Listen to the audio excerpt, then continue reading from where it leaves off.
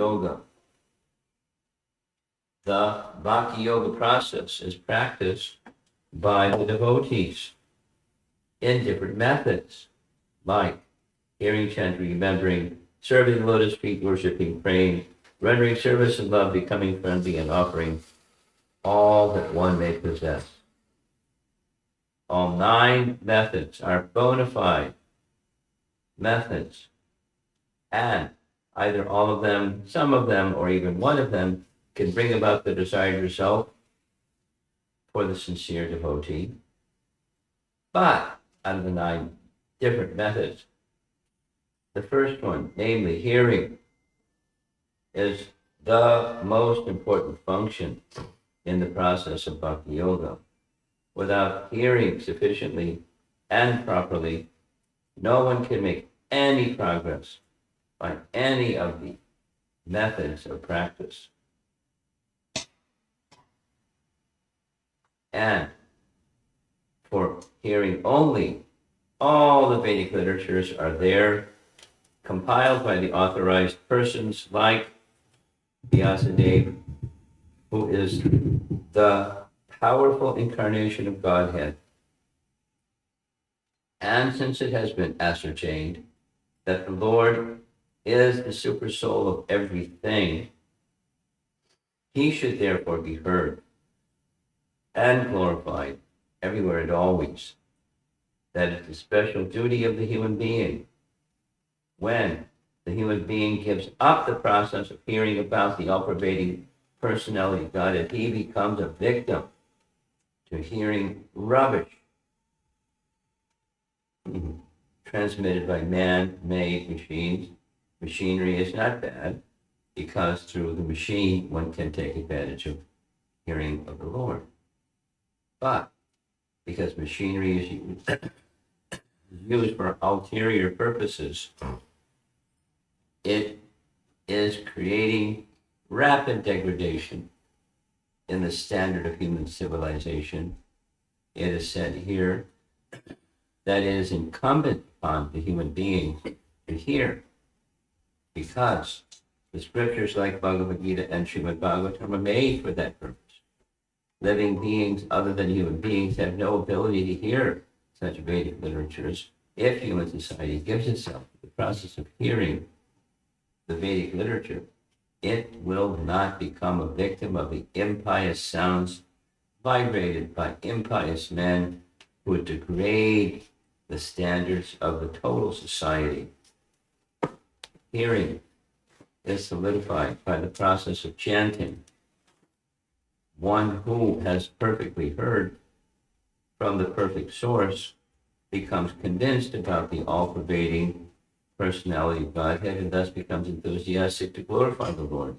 All the great acharyas, like Ramanuja, Madhva, Chaitanya, Saraswati, Thakur, and or even in other countries, Muhammad, Christ, and others, have all extensively glorified the Lord by chanting always and in every place. Because the Lord is all-pervading, it is essential to glorify him always and everywhere. In the process of glorifying the Lord, there should be no restriction of time and space. This is called Sanatana Dharma or Bhagavata Dharma. Sanatana means eternal, always and everywhere. Bhagavata means pertaining to Bhagavan, the Lord. The Lord is the master of all time and all space, and therefore the Lord's holy name must be heard, glorified, and remembered everywhere in the world. That will bring about the desired peace and prosperity, so eagerly awaited by the people of the world. The word cha includes all the remaining processes or methods of Bhakti Yoga as mentioned above. Like a masterpiece of composition, how he's covered so much.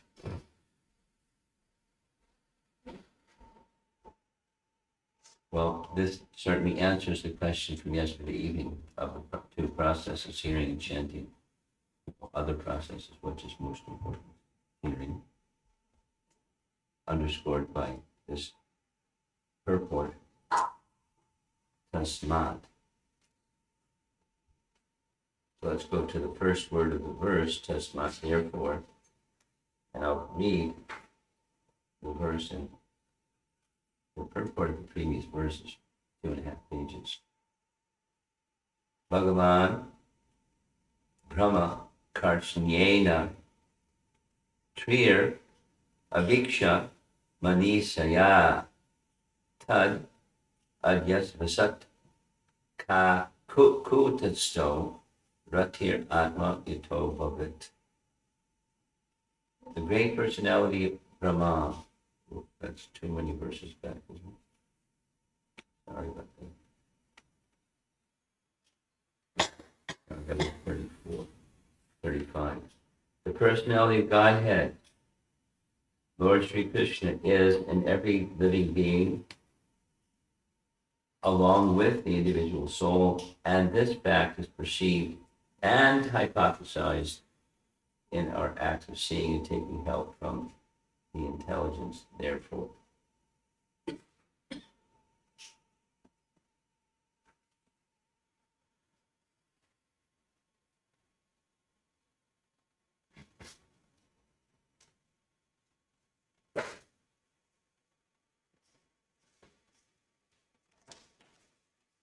The Srimad Bhagavatam is so elevated and comprehensive.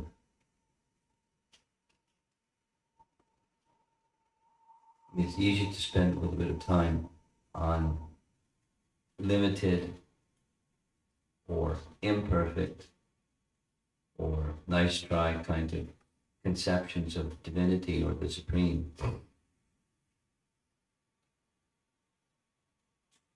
The Bhagavatam doesn't dismantle, it clarifies and specifies and points out in so many precise ways how the personality Godhead is situated and how to perceive him, how to relate to him. As it's a nice principle. He who is the source of everything enters into everything.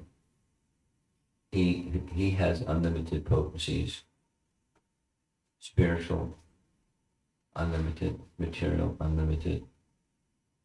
It seems like there's a limit, but there's no limit because the source is unlimited and therefore unlimited. And then he enters into that which he has created. And to accompany, mainly to accompany the living entity and give proper guidance, direction, etc. for either their nefarious activities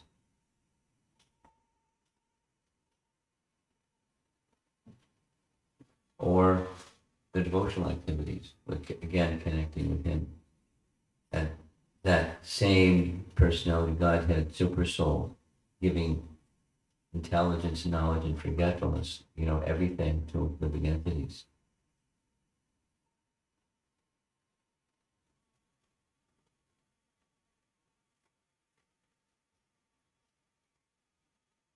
Even things that are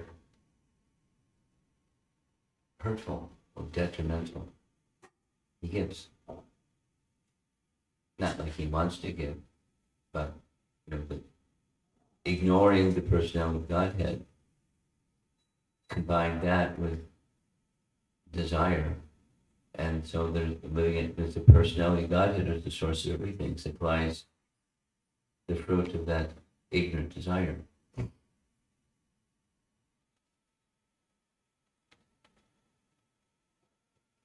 There's a follow-up question from yesterday's class with the Chinese devotees. One devotee, he ran out of time, so they asked the question afterwards: why does Krishna create pride? The simple answer is we wanted it. we didn't exactly want pride, but we wanted that which is prideful, competitorship to the supreme source of everything. No, maybe more blatant, as in big demons, or more gentle, as in many of us, but competitors in competition for being the enjoyer of Prakriti, because little imitation Purushas. And so back to the verse, he's so kind, he appears in the heart of the imitation Purushas to Anumanta, Upadrashta Anumanta, to oversee and to give permission or sanction or approval of unwanted conduct, and even more so the wanted conduct. So these are nice understandings. He's neutral, or he's not partial, and yet he appears to be partial to the devotees, because devotees are reciprocated with in such a way that it looks like he's being partial to those that choose him. He's got friends and enemies. He doesn't have friends and enemies. He doesn't. That's a misconception. That's not the source of everything. So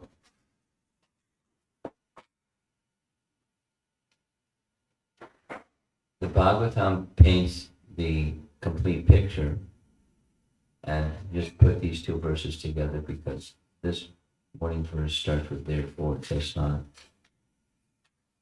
So I'm going to read the one preceding again, and then this one. The personality of Godhead, Lord Shri Krishna, is in every living being, along with the individual soul. And this fact is perceived and hypothesized in our act of seeing and taking help from the intelligence. Of course, we can't see without the sanction. We can't have intelligence without the sanction. So there's help for the personality of Godhead, particularly those that want to turn their attention again to him. He helps. And otherwise we couldn't. We couldn't even go away. We couldn't come to him without his help. And he's certainly there to help those who want to active seeing and active intelligence, to recognize, as the verse is saying, perceive and hypothesize. So since that potential in the human form of life is to perceive and hypothesize his presence with us, therefore, so the process of bhakti is being amplified. The process of bhakti is identified. Now the process of bhakti is being amplified. So the amplification starts with hearing, tasmat, sarvatmana, all souls. Okay, Bhajan. Hari Sarvatri Sarvada, in all places, in all circumstances. Shrotavya, Kirtitavya Shaya, Smartavyo, Bhagavan. So there's so many subject matters, and given the therefore message, those that because the human form of life has this potential, or in other words, the purpose of human form of life is to reawaken that consciousness of what we've forgotten, or the consciousness of the mercifulness of the personality of Godhead, and the willingness to again connect us with him. He's quite enthusiastic for that. And the method is also there. The method starting with hearing. Shrotavya Kirtitavya Yaya.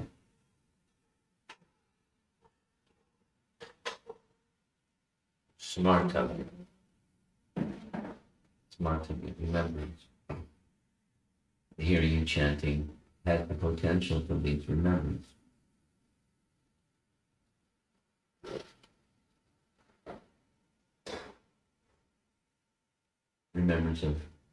Remembrance means we knew previously, but we forgot. And then there's something that can prompt that, oh yes, remembrance of what we forgot. In the hearing and chanting, the emphasis in the purport, as in the bhakti process, is hearing, because what we hear gives us the subject matter for chanting. And in a culture that doesn't have hearing of the personality of Godhead, they're going to hear something else, and they're going to chant something else, and that sound vibration of hearing something else pollutes consciousness. It further takes the core original consciousness of the living entity further away and further away and further away. And then there's modes of nature mixing, and so the sound vibrations are very diverse. And that's material life.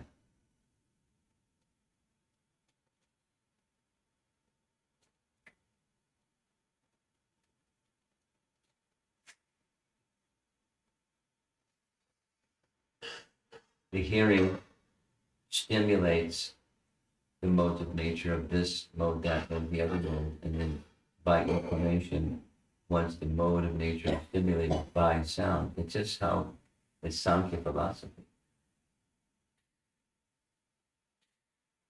Sky or ether is created before the other gross elements, and within sky there's sound. Sound, ether carries sound. When that sound is carried by ether, then the other forms of matter are similarly moved or agitated or vibrated. And then there's material activity. If there's in sequence without all the steps of Sankhya, it starts with sound in ether.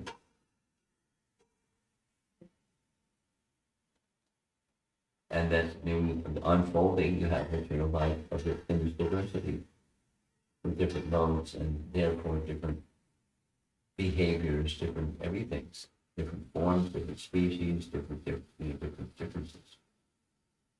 And it's all on the material side, in covered condition, forgetfulness. Human form of life is awarded for us to terminate that cycle. The death of material existence doesn't mean the eternal is dead, but the temporary illusory position is dead. Therefore, begin one's spiritual practice with proper hearing from the proper source. And therefore, regularly. Now, one final thing that's in the purport, Shrotavya Kirtitavya Cha, the little word cha, indicates the other processes besides hearing and chanting. That's the message for any one of the processes. But most important is the hearing. And so whatever else we do, it's resting, one might say, is resting upon hearing proper sound. And therefore our Vedic process or Krishna conscious process is centered so much in hearing. And then comes, well, what if somebody's deaf? Their hearing doesn't work. Then they need to be in the presence of someone that vibrates, and then they can hear. Even if the auditory system is broken, if the soul is hearing, and it's acting nonetheless. So it's a blessing to have hearing. When properly utilized, it's a special blessing. And even if one's hearing system is broken, the soul, because the sound vibration goes to the soul, there's a channel through which it goes, and it goes to the soul. That's a nice understanding. Bhaktisiddhanta has a whole essay on hearing. And one of the things he writes about is hearing with the spiritual ear. He makes this comment that materialists hearing the sounds of Hari or Vedic sounds or the name, holy name, to them it appears to be material. And it may stay appearance-wise to be material for a long time. And therefore an effort, exactly what it means, he doesn't spell it out, but hear with the spiritual ear. And he gives as an example, for example, in Vedic culture, a young boy, there's a ritual where their ear is pierced. And as the ear is pierced in the ritual for a young boy, so similarly the spiritual ear needs to be pierced. Then we hear with the spiritual ear. Because there's a system whereby auditory sounds that are spiritual can be perceived and measured, and all kinds of ways of calculating how many decibels and so forth and so on. Or the capacity of one's hearing is like hearing tests. What's your capacity to hear? But then what's one capacity to hear spiritual sound? Then, so it takes us a spiritual effort. Like, the spiritual effort implies at least an eagerness to make a connection. Supposing one isn't so eager, then the hearing isn't going to be so effective. Supposing one becomes very eager to make that connection, then the potential to hear with spiritual ear grows. So we're hearing every day, minimally, with chanting or japa, depending upon circumstance, we're hearing additional. Now hear with a spiritual ear, using Bhaktisiddhanta's language, means it's not just the sound. It's not just the sound in what spiritual hearing. It's the name, quality, form, the essence of realization, which is exactly what this verse is saying. Shrotavya kirtitavyasya smartavya. The consciousness matures, or spiritual consciousness matures to the stage where there's the clear sense of perceiving or connecting with. No, it takes a while because we're conditioned and so forth. But the means of spiritual awakening, reawakening, is the 9 processes of bhakti. He lists all 9 of them in this purport.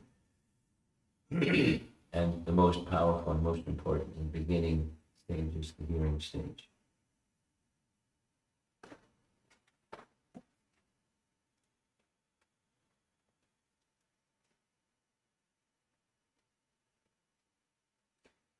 Without hearing sufficiently and properly, no one can make any progress by any one of the methods of practice.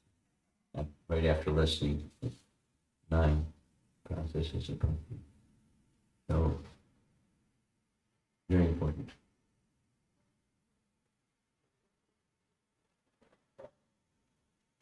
Let's see if there's some discussion. Yeah.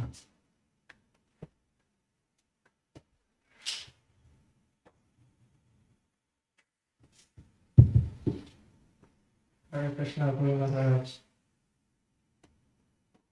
this verse appears to me like a very bold declaration from, and especially given that context, it is Kabuchi Maharaj had a word for death, but Ikadeva Goswami is relating to him is similarly something not related to death. And I'm noticing the word that Shukadeva Goswami was using. He used in a very bold way 3 sarvas. Sarva Atma Nam. Yeah. And sarva everyone. And sarva sarvatra everywhere. And sarvada always. So no exception. And he also I meant to comment on that particular. It's the sound and the concept both. There's a repeat of the same consonant sounds is a little ornament, and it's conveying what you just said. That's it. Yeah. And then just in a similar way, he also used 3 atavya, Shrotavya, Kirti Tavya, and Smartavya. So, and this is also given no place for you to budget. It just must be heard, must be glorified, must be renewed. It's like this a very clear cut way for you to the message to be understood by all the people in the world. And I'm thinking about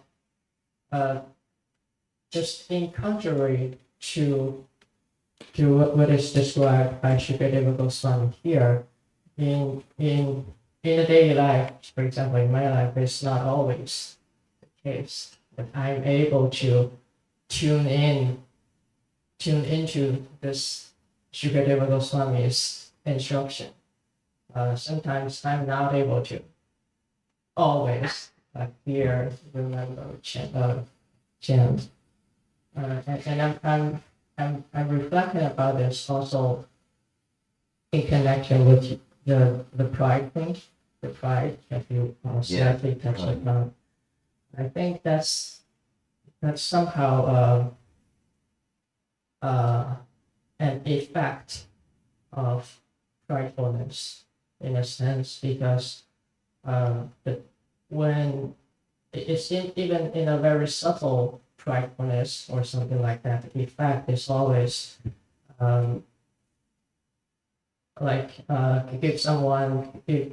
put someone in a isolated situation.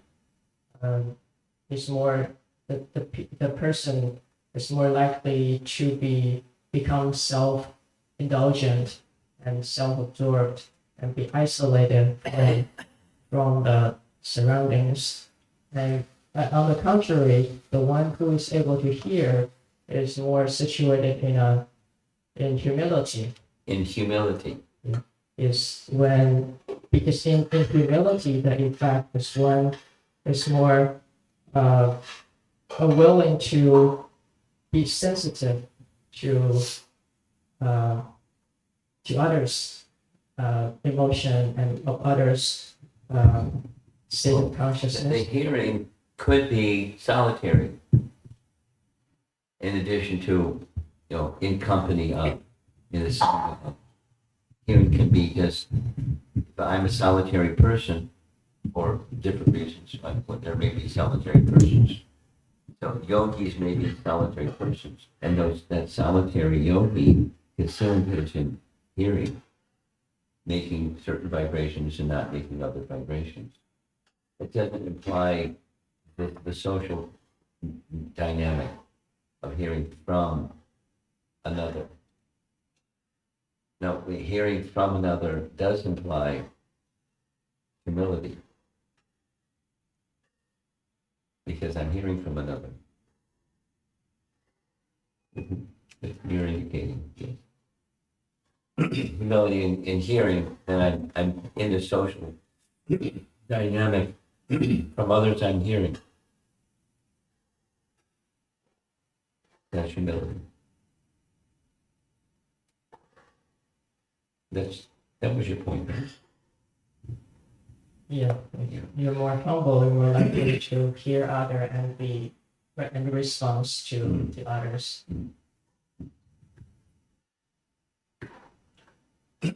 Well, step back, even supposing he's a yogi, living alone or somewhere reclusive. Where, even if he's hearing in solitude, from where did he get that sound vibration that he's hearing in solitude? From someone, from some source. So there's humility in that regard, ultimately. Okay. Others? Comments behind you? You have something? No? Yes? No? Okay. Thank you, Shobha. With this verse, we do see the importance of the eagerness which a sadhaka should carry to either hear or chant. The question really is, even if one has that conviction, the conviction will be there, but at the same time, the sadhaka will be having kind of a mixed approach based on its priorities. So Next approach for what? mixed approach to the sadhana, depending on their priorities, responsibilities, and how basically to meet the ends of the conviction to be completely dedicated to the hearing and chanting. The question basically, I didn't structure it well. How basically, what is the difference between the how to improve the conviction? Basically, what that's the question.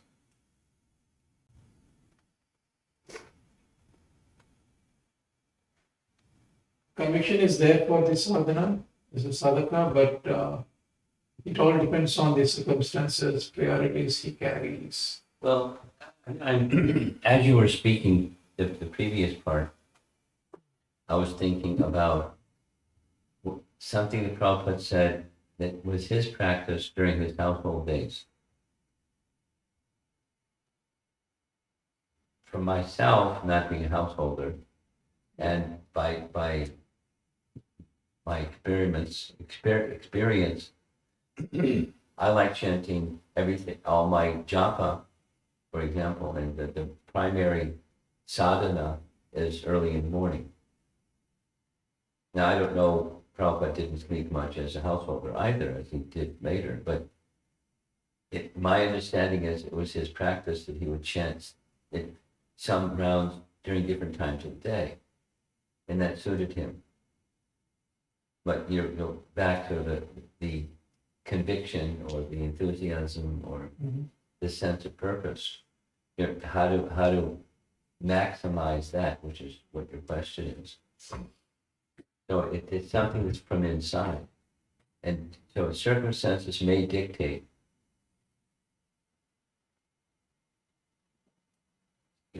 For example, for my case, traveling different time zones. Yeah. But one learns, I could learn, and Prabhupada certainly, it's the comments about his lifestyle, wherever he was, whatever the time zone was, he kept the same regulation. So, but sometimes circumstances don't permit the the same regulation the next day as I'm accustomed to, which does happen. So the commitment, there's circumstances of life, which is one part of your question. And then there's the commitment or enthusiasm, which is on the other side. So how do you maximize the Yes. conviction, commitment? It's a lot of it, it's internal, the wanting to restore. So that's the Adar Shraddha principle. And when the Adar Shraddha principle is connected with Bhajana, Sadhu Sangha and Bhajana Kriya, it's going to manifest according to the qualitative way that we engage in Sadhu Sangha and Bhajana Kriya. So supposing if someone's, here's a scenario. Mhm. Someone starts off with in association, wow, this is really special, and then become very enthusiastic.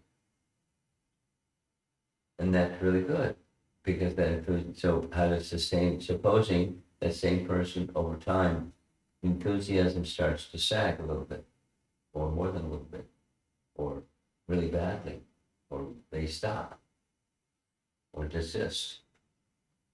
And then, so to maintain and ever increase, the foundational principles have to be in place.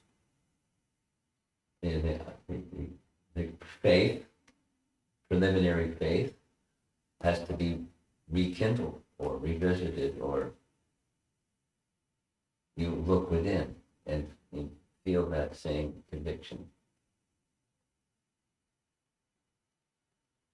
And then the process to amplify it is there, the Sadhu Sangha Bhajana Kriya. So let me do those things in a qualitative manner, and my conviction, enthusiasm, etc., potentially can grow, maximally can grow. So it's how I apply myself to the very fundamental principles of spiritual life, of bhakti life, and do them with clarity and purpose. And every day, in good association.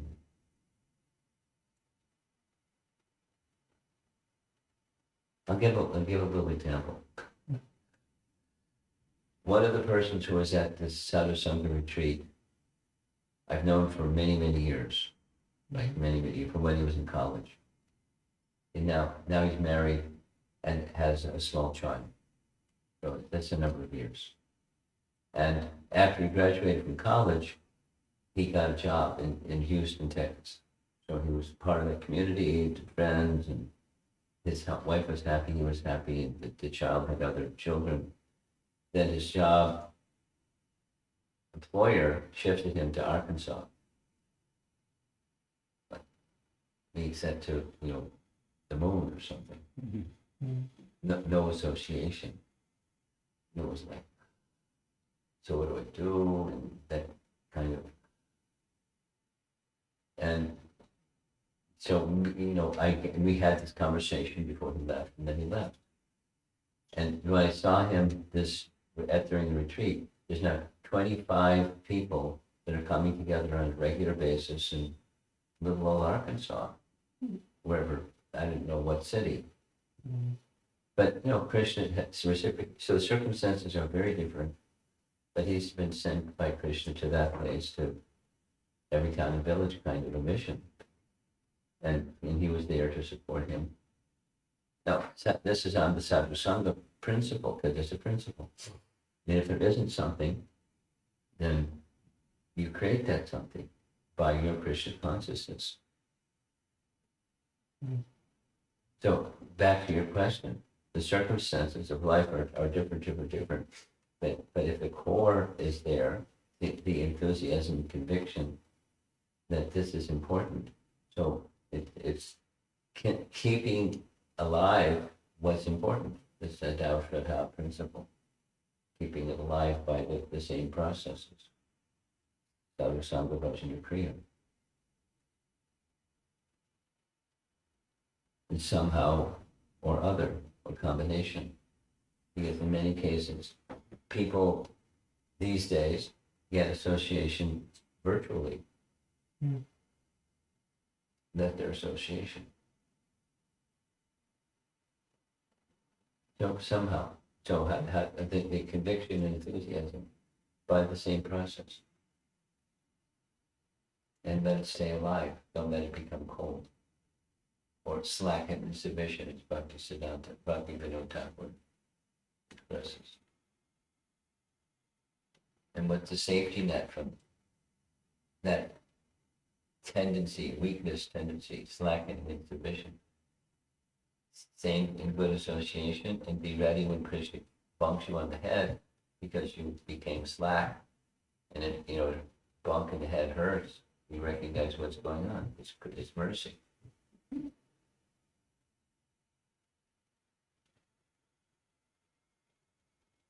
Something else?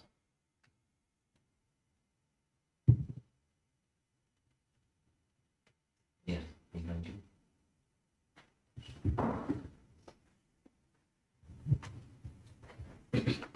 Hare Krishna Maharaj. When you talk about the spiritual year,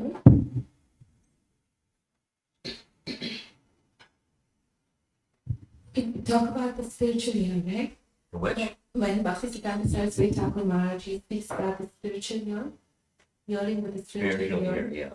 So I was just contemplating that unless we have a conception that the sound is spiritual, Yeah. how does the spiritual ear get awakened? Because sound can be vibrated. How did you get the spiritual conception? By hearing.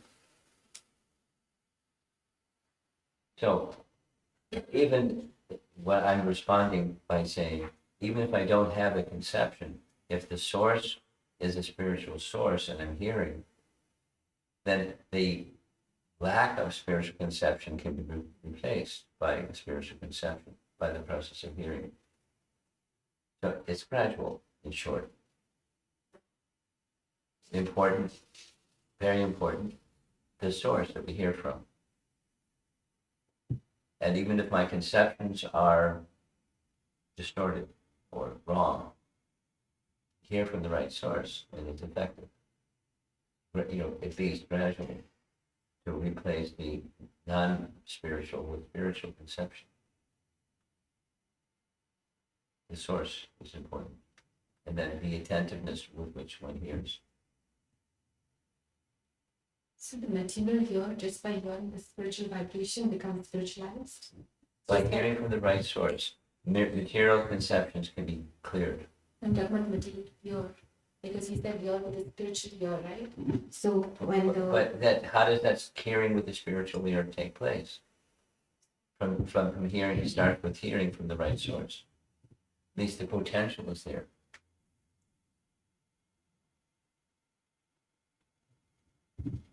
Last night, this is a comment. Last night, there was a young girl that came in a little bit after others did, and they sat towards the front. And the mother felt uncomfortable after a while. She got up. So the little girl's sitting there, and she's like this. Very, she wasn't indicating externally, enthusiasm or something, but she was just like all ears. So, and there's some children, wherever they sit, they're restless. And it's very clear from the speaker. So there's the quality of hearing. The speaker is the same. Message of transcendence from the Bhagavatam, etc. is the same. And some are hearing more attentively and some less. For various reasons. And it's those children, this is using the example of children, but anybody that hears with attention, how much they're understanding, who can say, if they can say. But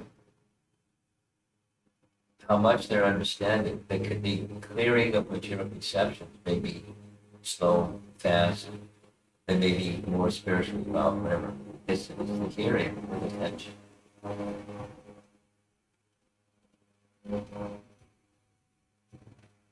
There was another place. There was another young boy who was sitting there listening. He wasn't emoting that he was understanding everything. He was just very calm and listening. So the person who was the host afterwards noticed it, as I noticed it. And he asked the young boy, what were the three most important things that you heard that stuck with you? And 1, 2, 3, it was like, he heard. So the point, I'm using this as an example of quality of hearing, even if one doesn't have a spiritual perception, it can be elevated. Material conception, the spiritual conception is revived just by hearing from the right source attentively. It's almost akin to like chanting. When we are chanting material down, the more you keep chanting, the down gets spiritualized. It's The almost sound similar is, I'm not sure because this lawnmower is louder. Right, I'm sorry. Right,